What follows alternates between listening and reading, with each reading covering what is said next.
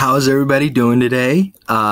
So I'm going to be discussing the Battle of the Alamo in 1836.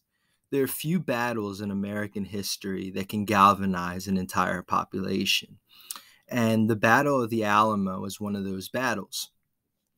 So I'm going to take a little bit of a different approach on this video and narrate it myself. So I have outlined my PowerPoint in the following manner. So first, I'm going to discuss some background, the creation of the Alamo, how it was created. Second, I'm going to discuss a prelude to the battle. Third, I'm going to discuss the battle itself. And fourth, I'm going to discuss the aftermath. And then I'm just going to give a brief conclusion. So background. After years of petitioning Spain, the viceroy of New Spain, Father Antonio de San Buenaventura, and Baltasar de Zuniga were granted permission to construct a mission that was near the San Antonio River at the time. And it would go on to be known as the Mission San Antonio de Valero. And that was built and christened on May 1st, 1718. However, by the end of the 18th century, the mission was abandoned. It was initially built so that it could serve as a foothold for Spain and possibly convert indigenous populations to Catholicism. Over time, as it became abandoned, Spanish troops would intermittently occupy the Alamo. And initially, it was called the Misión San Antonio de Valero.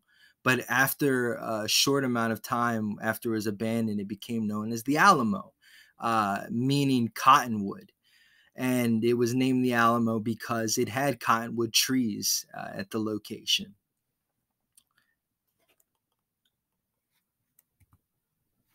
So, prelude to the battle. From 1835 to 1836, there was the beginning of the Texas War of Independence. And so in December 1835, a small group of volunteer militia drove out Mexican troops that were located at the Alamo. The position was difficult to defend, and the famous Sam Houston even advised that they abandon the position because of how difficult it was to defend. However, these were staunch defenders, and they did not want to give up the position. And some notable figures that were leading the volunteer militia at the Alamo were James Bowie, Davy Crockett, and William Travis. And I included a little picture here to show the revolt that occurred, the revolution that occurred in Texas from 1835 to 1836. Now, the battle itself started on February 23rd, 1836, when Santa Anna showed up with about 1,600 to 6,000 troops, vastly outnumbering the defenders, who only numbered about roughly 185. But despite being outnumbered by so much, they put up a staunch defense for about 13 days. However, on the dawn of March 6th, 1836, the Mexican soldiers launched an all-out attack on every part of the Alamo. Although the defenders were able to repel two initial attacks, the third one they could not, and eventually the Mexican troops were able to scale the southern wall and break through and overwhelm the defenders.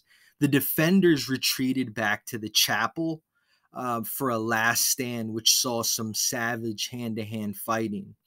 Santa Anna ordered that no prisoners be taken, except about 10 to 15 women and children were spared.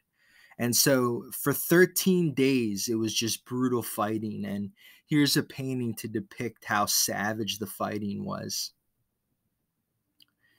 And on this next slide, I included a picture of the Alamo so that you get a better understanding.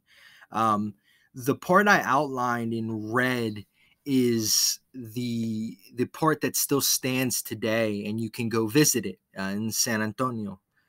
You see here where Davy Crockett defended, and William Travis was killed on the north wall. And so this is a great picture. If you want to look at it more in depth, you can pause it. I'm going to stay on it just a little bit longer. But yeah, you see the chapel as well, where they fell back for the last stand. Aftermath. So the sacrifice by the defenders at the Alamo very much inspired the leader of the Texan Army, who was Sam Houston at the time.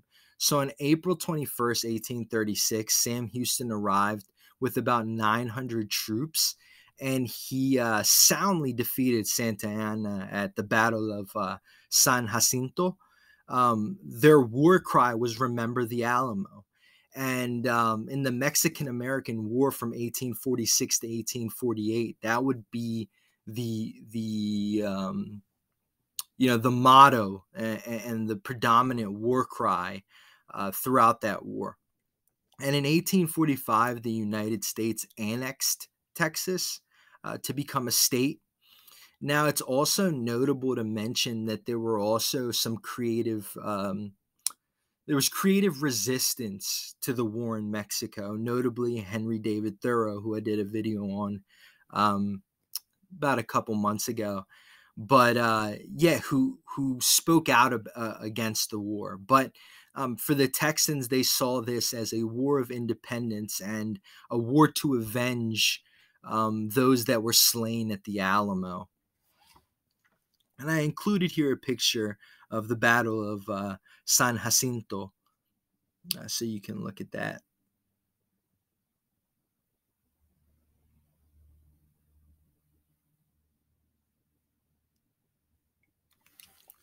Conclusion.